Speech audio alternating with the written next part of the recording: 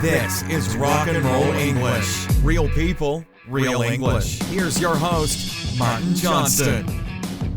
Hello everyone and welcome to another episode of Rock and Roll English. Episode number 56.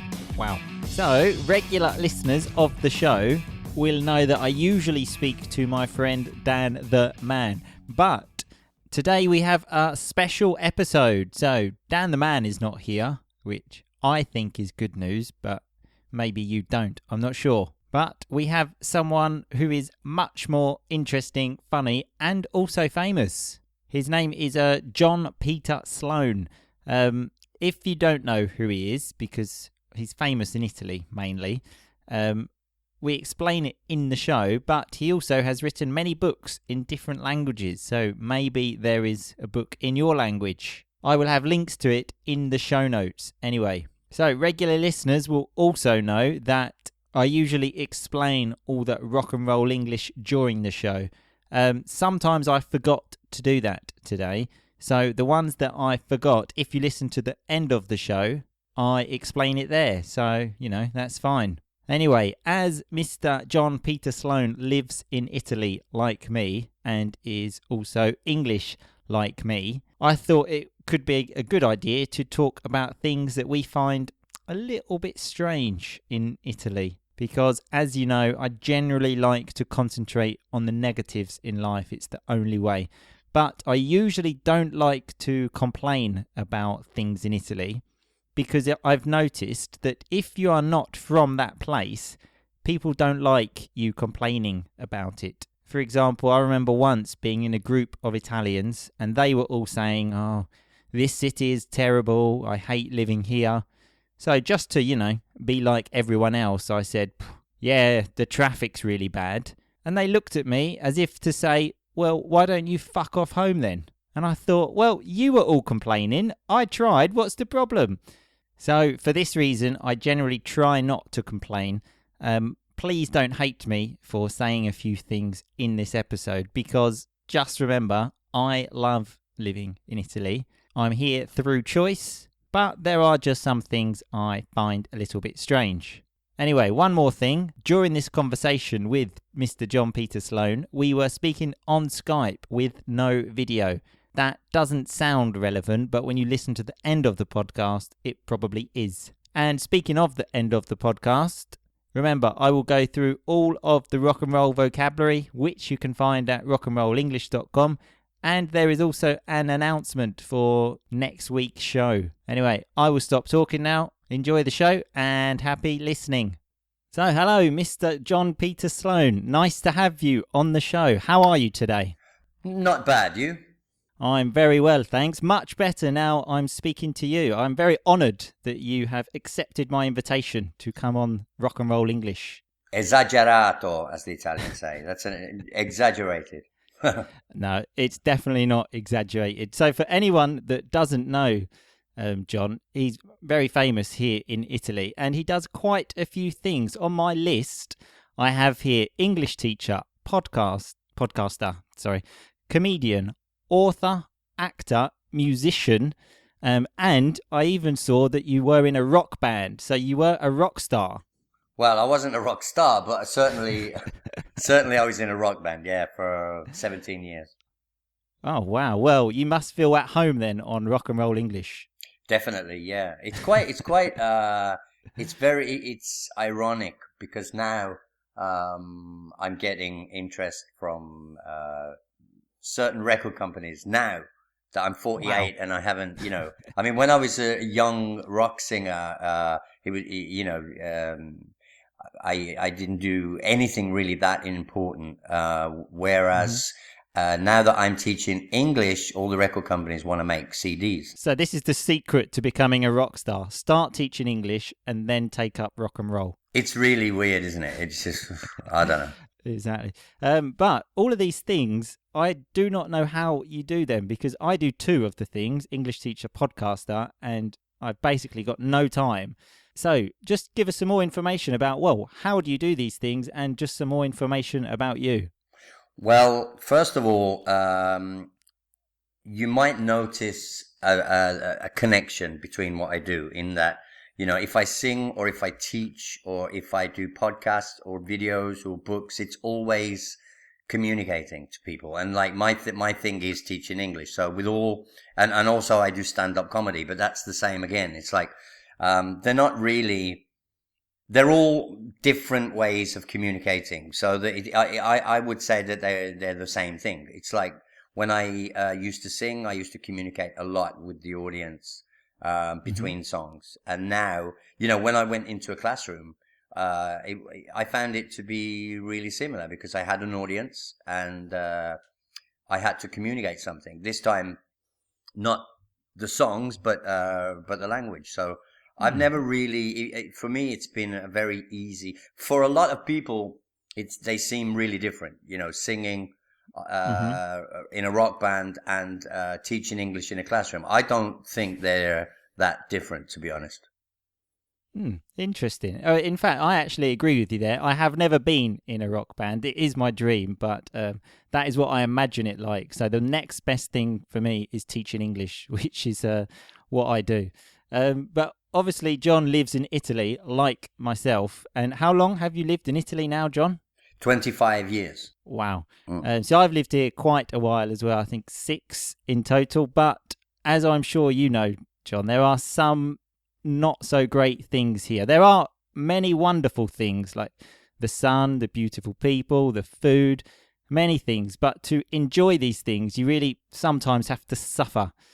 So we're going to look at some typical Italian things, and you can give me some advice maybe about how you put up with these, which is a nice rock and roll piece of vocabulary there, which means to tolerate.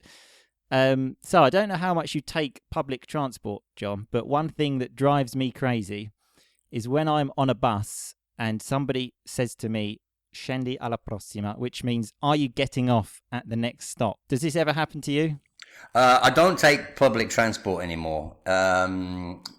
That's not because that you might think that sounds a bit snobbish, but actually there isn't really any public transport where I live now. That's another big problem, yeah. But the question I would ask you is, are you blocking the door? Why are they asking you if you're getting off? Because you're blocking the door. Well, this is the strange thing, which I always find very strange, because I'm standing near the door, but there is a clear way to walk around me.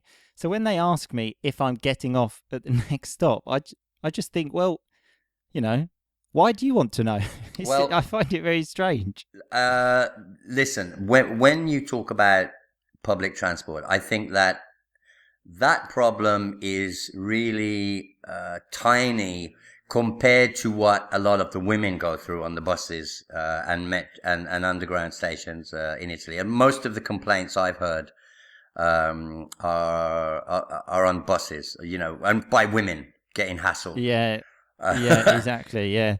So when he says hassled there, he means like sort of people disturbing them. Generally, normally men disturbing them, but yeah. Yeah, they want to strike up romantic conversations while someone's going to work, or I actually saw with my own eyes something that was really creepy on the Milan Underground when there was a guy.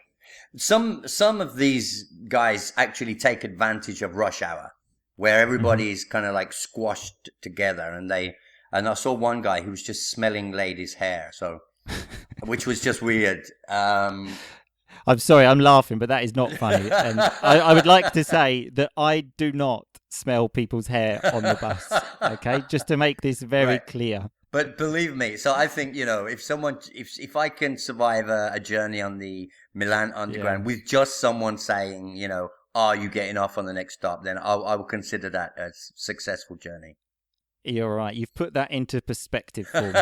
Okay, so let's go to the next one, which is driving, which I must say, when I first arrived here, was completely crazy for me. I waited at a zebra crossing once for 20 minutes. This is not a joke. Right. For waiting for people to stop. Absolutely. But now I've lived here a while, I actually quite enjoy the way of driving. I consider it like a jungle, and when you know the rules of the jungle, then everything's fine. How about you? Well, I don't think it's a coincidence that when in Rome, do as the Romans do, is that they refer to Italy. I don't think that's a convert,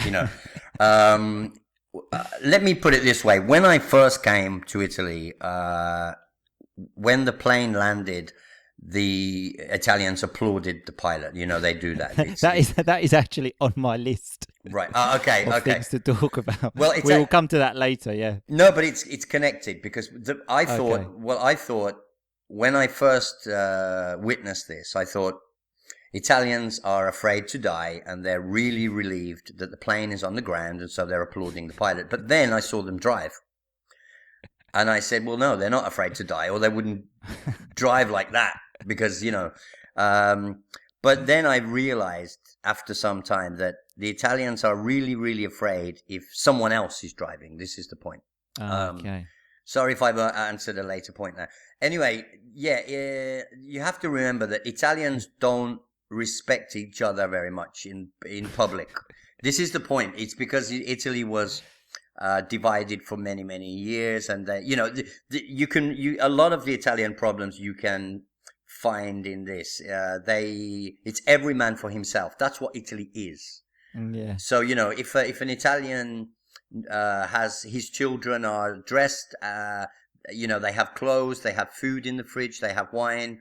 Who cares? They don't. I'm all right, Jack. That's how it is, and it's the same on the road.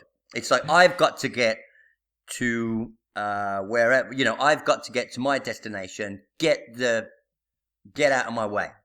I nearly swore then. You know, just get out of my way. Swearing is okay on Rock and Roll English. Don't worry. Okay, well they say well then, you know, I've got to get to my destination. Fuck everybody else. Don't get in my fucking way. That's the way they are. You know, it's like it's really strange because if you sit down in a doctor's waiting room, Italians don't know you, but they're really, really kind, and they're really nice, and you know, it's just on the road, yeah. But as soon as you get in a car, they hate you. They absolutely hate you because you are stopping them from getting to where they want to go, and really, it's the way it is. Okay, well, I mean, I don't know what we can do about that, but I think we just have to just be like them. Exactly. Just do the same. No, in fact, that is what I do. I mean, I don't have a car, but I have a bicycle. Right. And a nice expression we say is to fight fire with fire. So, yeah, I'm just as crazy as them on the road now. So another point is obviously the language. There are a few strange things which I find strange anyway. One is the constant use of like buon when they say, which means good, when they say, for example, like buon mare, which means like have a good sea. They say like buono studio, which means like have a good study session. Right. I've even recently found out in Sicily when they go to like holiday resorts and they see the same family every summer. At the end of the season, they say buon inverno, which is happy, like, well, good winter. Right. And the strangest one I find is when they've got nothing to say, they've used all of them of like buon mare, like everything else, and then they say buona continuazione, which means have a good continuation. Yes. Well, basically, it's like the English have a nice. You know, when they say buon mare, it's like we say have a nice swim or have a nice time. You know, and the continuation one, have a nice. Usually, in my experience, that is usually when they're mostly when they're angry. It's kind of, right. I didn't know this, so this is new for me. Not always, but it's kind of like, oh, we'll get on with it then. Okay. You know, so look, you know, they want you to do something, you don't want to do it, so va bene, buona continuazione. So all right, you know, but it's a bit sarcastic actually. It's a bit like ironic. Okay. But yeah, I always found that one very strange. Yeah, well, it's just, you know, I never noticed that.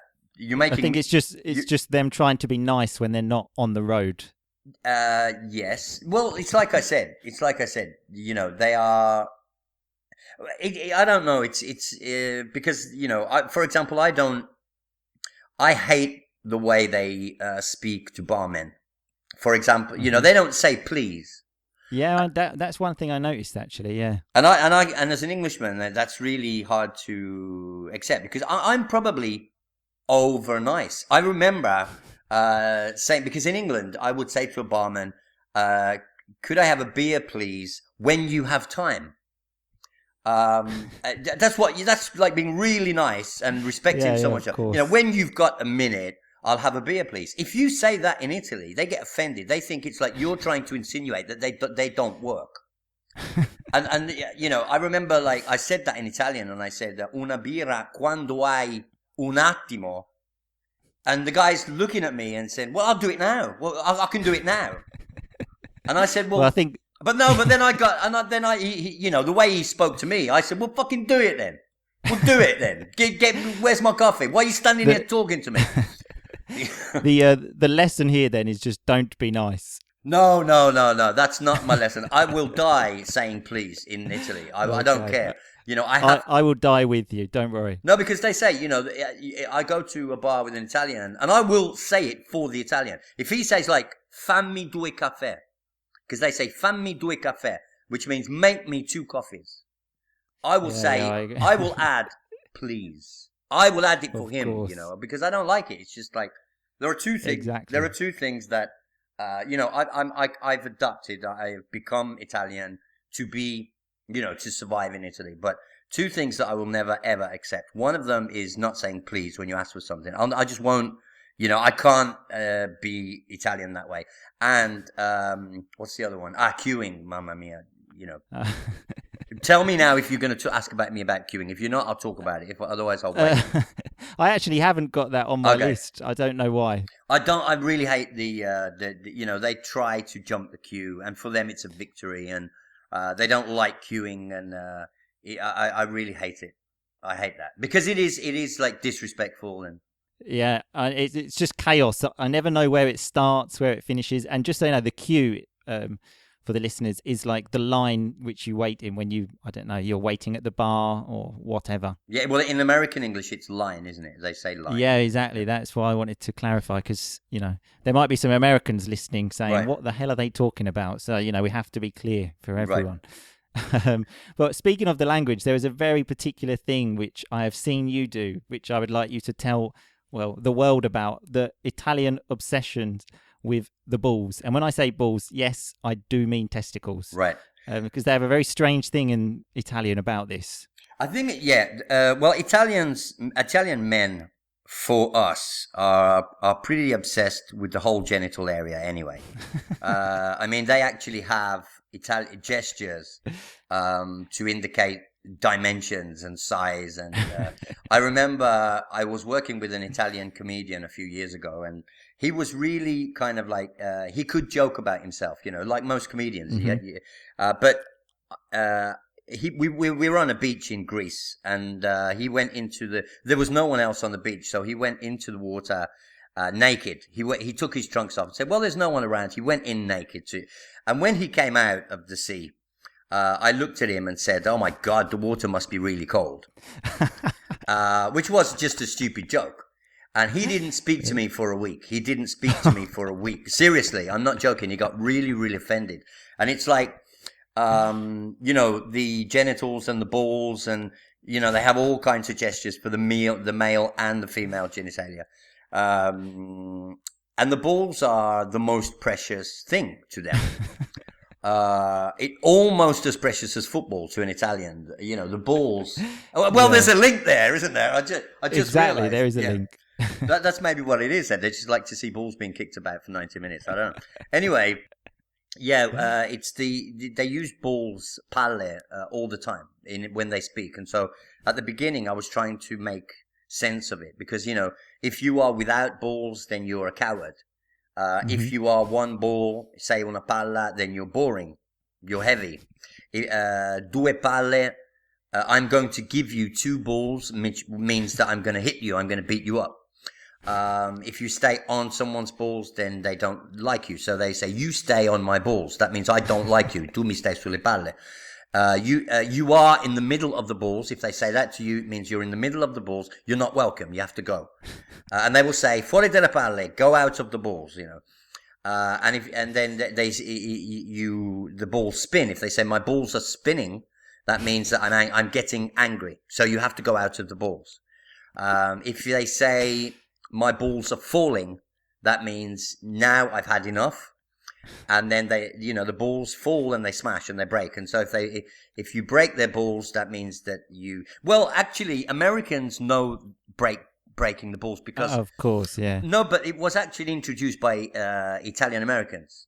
You normally find it on the the American mafia films. Yeah, exactly. It's New York. Yeah. It's like don't bust my balls, don't break my balls. Yeah. It means you're in the middle of the balls, get out the balls, or you're going to break my balls. I don't think even Italian Americans know the history of the balls. We should. Well, this is a lesson for them again. Yeah. So Americans are learning a lot in today's show. Yeah, well, I'm sure the Italian Americans have made, because when I was in New York, I recognized quite a few expressions which we don't usually use in English, and I directly recognized them from being Italian. I don't know those Americans, hey.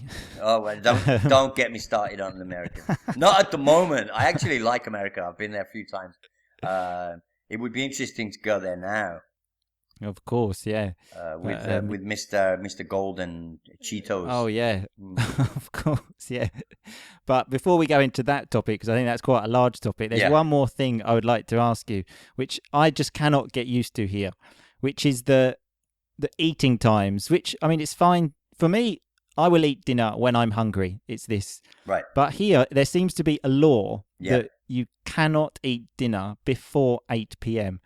It just seems like the police will arrest you. I specifically remember once with my ex-girlfriend, it was about 5 o'clock, 6 o'clock. We had almost nothing to eat all day. So I said, let's have dinner. And she said, no, we can't. It's like 6 o'clock.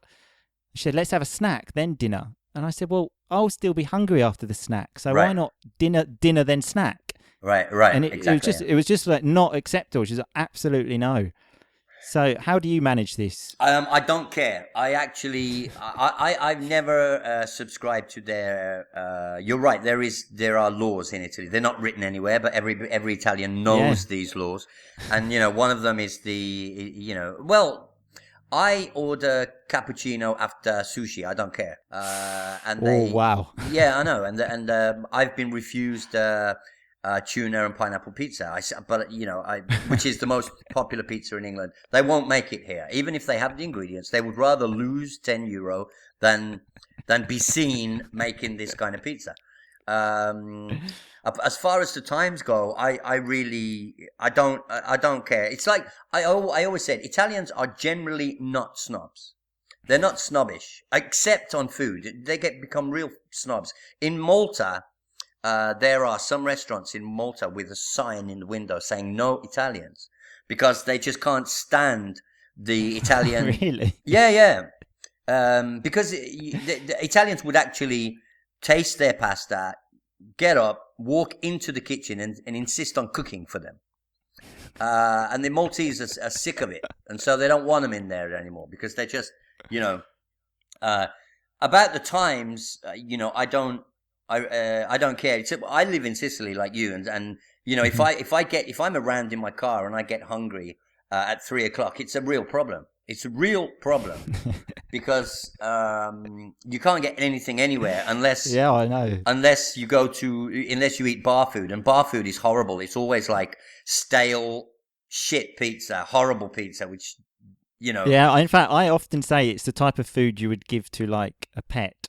No, they would tell you to fuck off. If my dog would tell me to fuck off if I gave him the bar pizza, and also the tasteless, horrible toast. They call it toast. Oh yeah. And it's like it's just like it's like plastic ham with plastic cheese and 2 stale pieces of bread.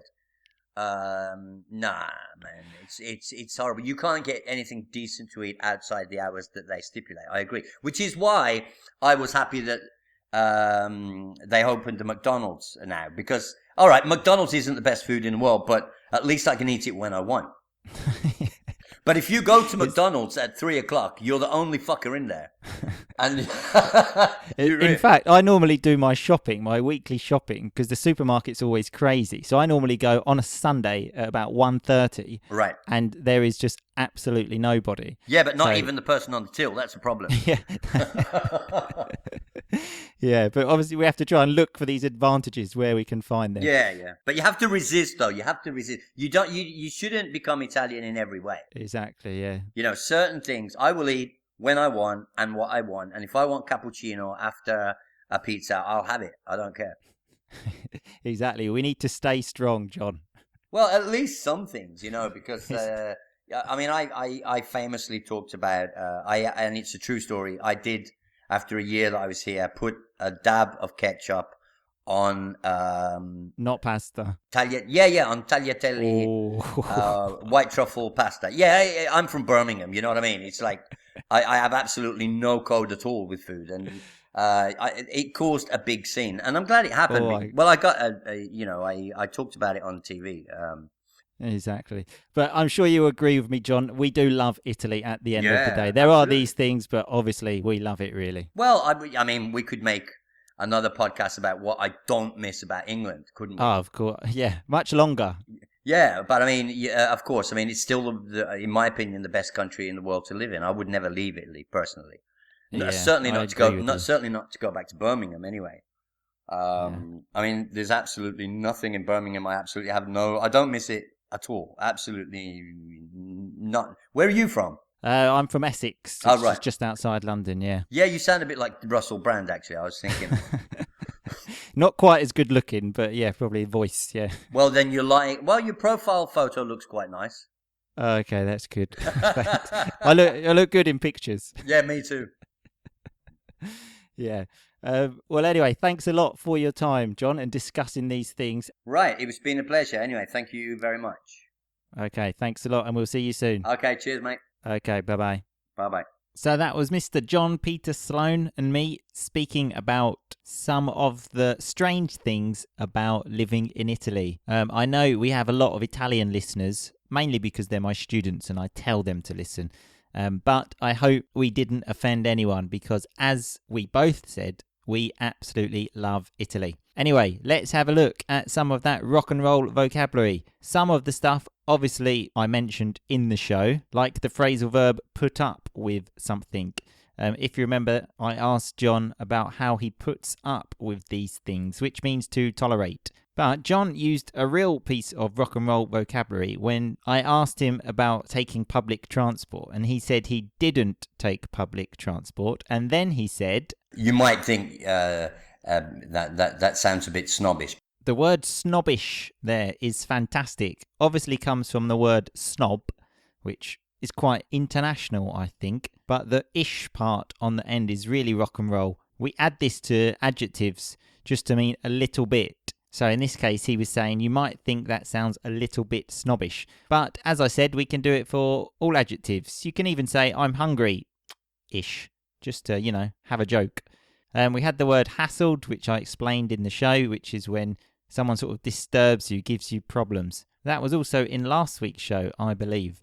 Whilst we were talking about public transport, John mentioned the fact that women sometimes are hassled on buses and trains, etc., and especially hassled by men. And then he said this. Yeah, they want to strike up romantic conversations while someone's going to work, or So to strike up romantic conversations. So if you strike up a conversation, it's another way to say to start a conversation. But it's a very good collocation, and very often you will find it with conversation. So strike up a conversation. I use the expression I fight fire with fire when I was talking about the road. So I act like they do. We use this when you do the same thing as someone else. So if someone is horrible to you, you fight fire with fire and you are horrible to them. That's not advice, by the way. That's just an example. We had the word queue, which is what the Americans call a line when you are waiting for something. Another piece of rock and roll vocabulary, really, really rock and roll, is when John was talking about going to McDonald's and he said this. But if you go to McDonald's at 3 o'clock, you're the only fucker in there. So yeah, if you go there at 3 p.m, you're the only fucker in there. The word fucker is a really nice word that I like. Obviously, it's not the most formal word, but many people don't know that you can actually make a noun from the word fuck, which refers to a person. Often we use it for like a stupid person, but we can just use it to joke. If my friend does something that frustrates me, I say, oh, you're such a fucker. So it's just another nice way to use a very common word in English. So that's all the rock and roll vocabulary for today's episode. Thanks again to John for coming on. As I said, he has lots of books in different languages. He also has some schools. So I'll have some links on the website where you can find out more information about him. And speaking of the website, remember you can go there to look at all of the vocabulary mentioned in today's episode. And there is also a quiz there to help you remember the words. And one last thing before I go. Next week, there will only be a podcast on Thursday. Why, I hear you ask? Well, good question. Because it's Dan the Man's birthday next Thursday. So I thought we would do a special episode on his birthday. And believe me, it will be a special episode. Anyway, thanks a lot for listening. Have a great weekend and see you next week. In the meantime, just keep on rocking, baby. Thanks so much for listening to Rock and Roll English. For more great content and to stay up to date, visit rockandrollenglish.com and facebook.com/rockandrollenglish. We'll catch you next time.